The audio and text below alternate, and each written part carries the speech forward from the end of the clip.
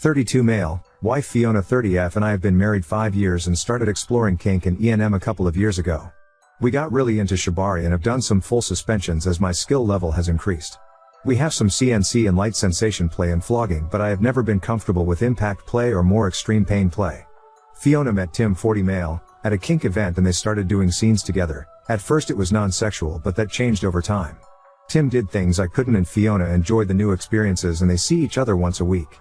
In the 7 months they have been playing together it has gotten more extreme and is not only worrying me but it has affected our relationship and our intimacy. For example, 1.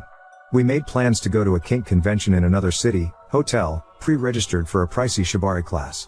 We get there and are checking things out when we run into Tim and he just happened to bring her collar. She wanted to show him an exhibit and I reminded her we had a 2 p.m. class to go to. No problem, she said. She missed the class and didn't show up till 7 p.m., still wearing her collar which has a lock on it. He took it off the next morning before he left. 2.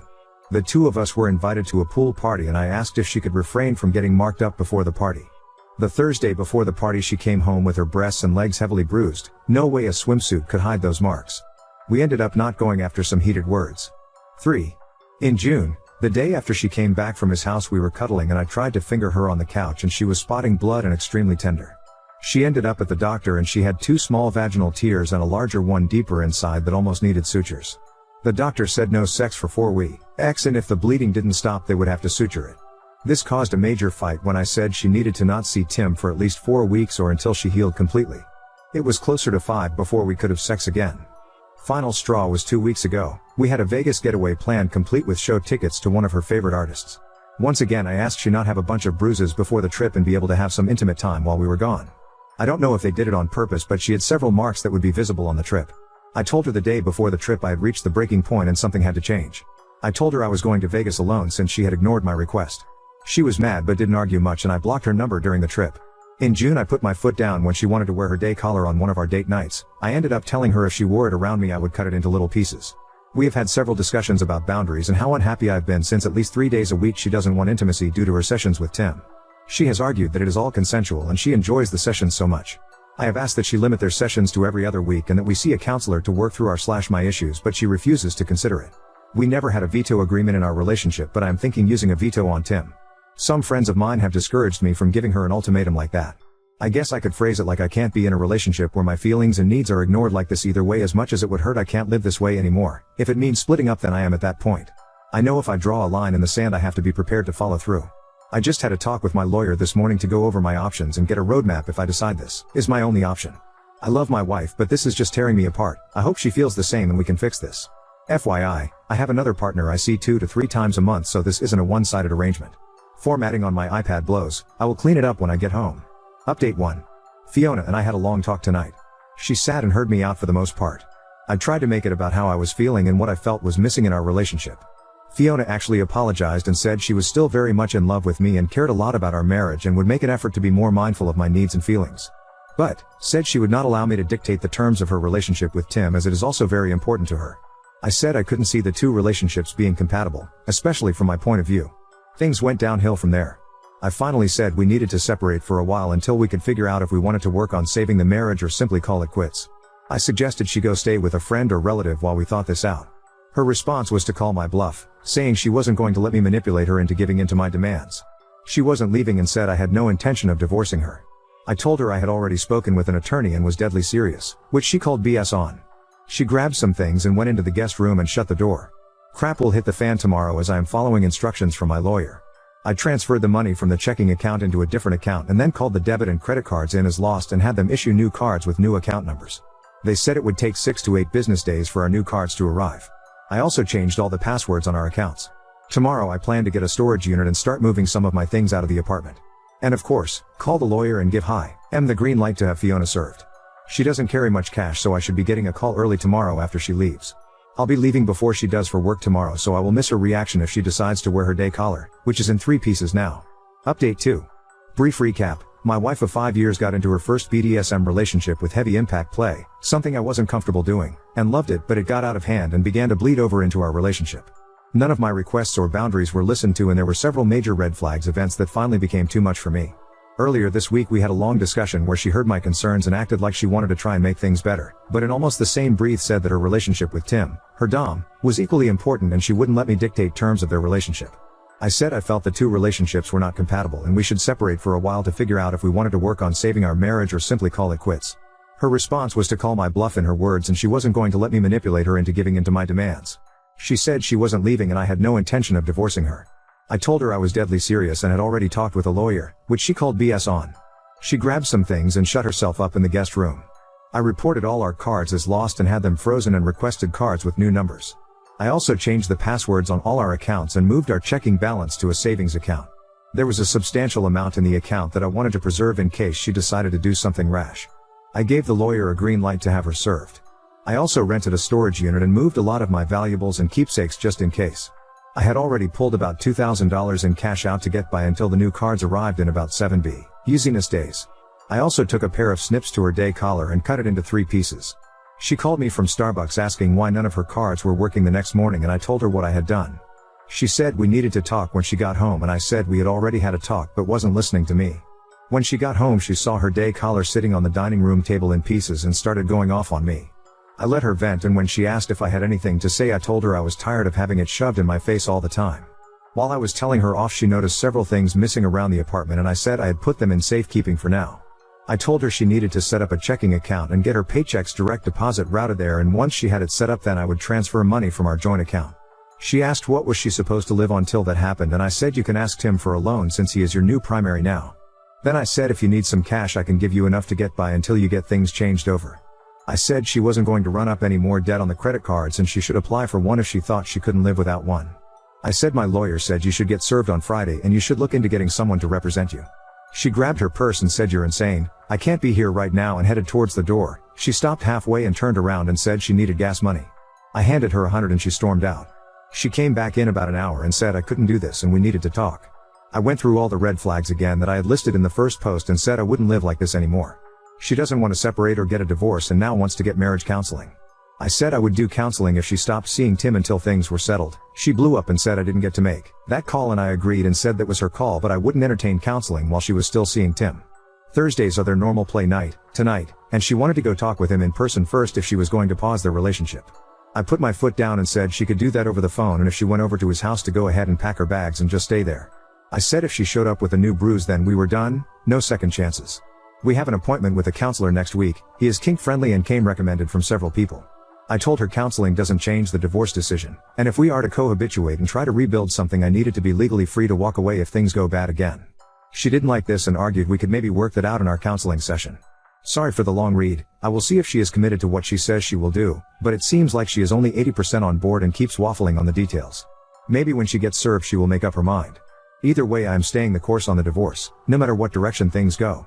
Thanks for everybody's support and advice. She also called Tim and canceled their playdate for tonight and said they were taking a break. We have an appointment with a therapist next week. For now, she is still sleeping in the guest room. Update 3. Few hours ago there's been 2 sort of updates in the comments. I will report here the exchange between Redditor and OOP. She hasn't had any contact with her dom in a couple of days. If she does pick him I'm ready to move on. But the last few days she sure has been fighting to hold us together. I've been pretty clear together doesn't include Tim.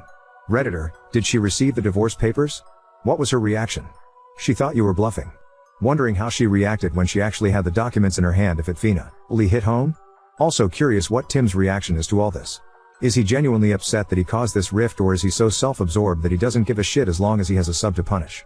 OOP, she got served Monday afternoon at work. It was extremely embarrassing because she was with a bunch of her colleagues and it was obvious after she opened the package. I think she already knew that I was serious but being served was like getting ice water dumped on your head. Tim has actually reached out to me through my bunny, he gave her a card with his number on it and asked her to have me call him. Both my wife and I both had blocked him on our phones recently. Redditor, are you planning on calling him? OOP, eventually, but not right away. If he reaches out again to see if she delivered the message I will probably. Redditor, I imagine you don't have any clue what his disposition in this, whether his motivation is to be supportive or confrontational. For example, OOP, from the way he reached out I would say definitely not confrontational, plus it would paint him in a bad light in the community. Most of the events around here are invitation only and he wouldn't want to get blacklisted. Other than that, I don't know if he is trying to be supportive and actually cares about preserving my wife's relationship with me or if he just wants access to his sub again. Edit, formatting update 4. And then this, Redditor, you mentioned having an appointment with a kink-friendly counselor this week. Have you gone yet, and if so, how'd it go? OOP, they had a hard time staying neutral after hearing all the details. My wife had a lot of hard questions thrown at her. Some of the answers were both surprising and hurtful. We each have 2 letters to write to each other about how we are feeling and another about where we see our relationship going and what we want out of it. My wife was very I on the way home, and we haven't talked much today about it. And this, Redditor, wait, so did she ever apologize for those 3 big red flags? Does she understand what she did wrong now? And that first one, how the hell did she justify that to me? That one seems insane, shows up late and with a collar and can't/refuses to take it off for the rest of the day? How the hell did she ever think that was okay? Edit. Also, did you ever have her read these threads and the replies? OOP. First, she does not do Reddit and has no clue I have shared this with anyone other than a few friends. She did apologize for missing the class we had signed up for, said they lost track of time and was visiting with friends. What has really upset me was leaving the collar on was her idea. This came out in therapy the other night. She liked walking around in her collar and didn't realize it was going to ruin things in my eyes. She kind of blew off the pool party incident as it being my problem. But the tears she admitted fault in for not being responsible and saying something to stop before the damage happened. Overall, she knows I have a right to be angry but doesn't think we need to divorce over it. She says she is willing to compromise and make things right again. Edit. Formatting update 5. A lot to unpack and respond to, but I'll try to keep it short. Tim has reached out to me twice now, so I had a decent conversation with him today. I voiced some of my concerns and things I felt he disrespected by doing. He apologized for the incident at the kink event but didn't realize I didn't know he was attending as well. The collar incident was mostly Fiona's idea and he had not intended for her to keep it on all night. He was not aware of the pool party incident but had tried to limit bruising before our trip to Vegas. He seemed remorseful that he had caused so much turmoil in Fiona and my relationship. While he did admit to going too far a few times, he said he had to end several of their sessions because of the lack of Fiona's own limits and that she had only used her safe word once in their relationship. He told me he was afraid she might allow herself to get injured badly if she continued on like she had been. He told me he was not going to see her again for several reasons. He also asked if she would reach out to him so he could explain. Tim rents dungeon space from a local pro dom, who has a large space that rents to locals. She has suspended his privileges there for 60 days. Not sure if it is related to us or not. I do know the dom and have attended private events there before. Our second counseling session went well. Fiona has her first individual session with a different therapist today. I have been impressed by the effort and attitude she is putting into therapy. Divorce is still on track. Her lawyer met with mine this morning. She is not contesting the divorce and our financials are already separated. Our 401ks were almost equal, so there is nothing there to split. Both lawyers think we can expedite things rather quickly. Our lease is up in November and by that time we should know if we plan to continue to cohabitate. Fiona doesn't know yet about my conversation with Tim. She says she hasn't reached out to him, which he confirmed in our talk. We did sleep in the same bed last night and were intimate for the first time in a long while. In the letter she wrote to me from our first session was that she might want a different relationship going forward, possibly a 24/7 DS arrangement, but we are still talking about what that might look like. While this update sounds all happily ever after, I still have a lot of concerns and trust issues. So I went to the event center where our kink event is planned for tonight to help with some setup and found out details about the dungeon debacle. Tim had assault charges filed against him and police went to the dungeon space to investigate, which disrupted some business the owner was doing there at the time. Tim had a sub-file charges against him and has threatened to sue the owner of the dungeon as well. The dom that owns the space suspended his privileges there for 60 days and it will result in a permanent ban if he can't make all this go away. I know there are multiple waivers and consent forms that everyone who enters that space has to sign, so the lawsuit will likely go away. But I'm sure the owner isn't happy about having her business on the police and community's radar. I was inundated with questions last night from people wondering if I was involved due to recent events and my pending divorce. A couple of people even suggested I should reach out to the dungeon owner to voice my opinion on Tim. At any rate, it doesn't appear that our situation was the reason for him losing his privileges and he is just trying to put out fires at this point. Now on to second story. Refused to share my assets with my girlfriend, prompting her to make unreasonable demands, and now I wonder if a prenup would make me an asshole. So I, 26 male, have been dating my GF, 25F, for a little over a year, and this is something my mom and some friends have mentioned to me. I have a great job and make about $95,000 a year, have a comfortable savings of a few thousand, I own my house and 2 cars, 2012 Acura MDX and 2015 Cadillac Atz. I also make $1,200 a month in rent. She currently works part-time at a bar. She has mentioned before about me adding her to the title of my house, to which I told her I would not as she doesn't contribute anything to it. I purchased my second car 2 months ago as the first one was paid off. I told her she could drive my old car, but she wanted me to sell it and use the money to help her buy a car for her. I also declined this request but instead offered to help her buy a cheaper car off buy and sell, as I'm not sure how my new car would fare in the winter. She's gotten really upset about those two instances. She also asks for Desi and her handbags often, $3,000, to which I say no, as I feel like it's a waste of money. It's not that I have a problem spending money on her as smaller gifts that are more reasonable, I have no issue with. I don't plan on marrying her anytime soon, but would I be an asshole for asking her to sign one if we ever got married? Edit 1. I'm also not sure if this is really an 8th question, but if you know somewhere better to post this, please let me know. Edit 2. Fixed punctuation. Update 1. Hey, so I was planning on doing this conversation with my girlfriend on Saturday, when neither of us need to worry about work. This is gonna be a bit longer than my original as well. Also, to the people who were saying that I'm not as rich as I think I am, I know damn well I'm not rich by any stretch of the imagination. The things I listed were to give an example as to how far out some of her requests have been. I got home at around midnight and she got home around 3:30 a.m. after her shift at the bar. She wasn't in the best of moods and started to say how things aren't like they were before. I agreed with her and then asked her how long she was planning on staying at the bar and if she was going to look for a more full-time or reliable job. She told me she wants to be a realtor in a year or two, and I asked her when she decided that. She told me about a week ago. I wasn't trying to pressure her, but I asked her what steps she needed to take in order to make it happen. She didn't give me a full answer and just mentioned that she was talking to a lady who worked as a realtor who was at the bar a few weeks ago. I told her I was happy she had a goal that she was aiming for. She then said she wanted to buy an apartment herself next year, as she wants to live by herself for a bit. I asked her how she was going to manage getting it and she asked if I'd help her. I asked her just as an estimate if I was to help what percentage I would be contributing and she said about 80. This is where things started to take a turn. I said I don't think that would be fair, as she decided to sell it, the money would go 50-50. She didn't have anything to say to that, so I asked her, if you went out on your own and purchased that apartment, used all the money you worked for, and then I came and married you and left, how comfortable would you be selling it? She said she wouldn't be comfortable with it. I tried to explain that's how I felt with some of the things she's mentioned to me. She told me the guy is supposed to provide, and while I don't disagree with the statement, I thought back to a lot of comments on my last post of some ladies who were saying they make more than their husband, and they were for the idea of the prenup, not because he couldn't provide but as asset protection. I also told her that some of her previous comments, such as being on the deed to my house, and me selling my car to buy her one, made me uneasy. She told me I was lying about the car, because she corrected me and said she asked me to trade it in for a new car for her. This is where I asked her, what do you think of a prenup agreement for if we get married? She started crying, saying I didn't trust her and that I was already planning on leaving her if that's what I had in mind. I told her that's not the case, we can both have one. I used a lot of examples people mentioned to me recently, such as her winning the lottery, getting a great job, or receiving an inheritance. It is protection for both of us. She didn't say anything to what I said, instead just looked away and said I'm all by myself again. She was still crying. She asked if I would have asked someone who made more money than her to sign one as well. I told her I don't think I'd get married without one at this point. I brought up how the number one reason for divorce is rooted to finances and we don't see eye to eye on anything in that field. She asked what I meant. I asked her how much she's seen me spend on myself in the last year and, after a minute of thinking, she said almost nothing. I asked her if she has a closet and drawers filled to the point they don't close or open right of clothes, why she kept wanting new ones. She told me it's for her mental health, then asked me if I even cared about her mental health.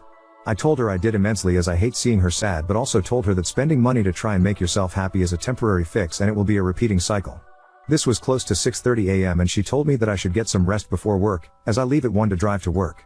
So the conversation ended there and we both tried to sleep.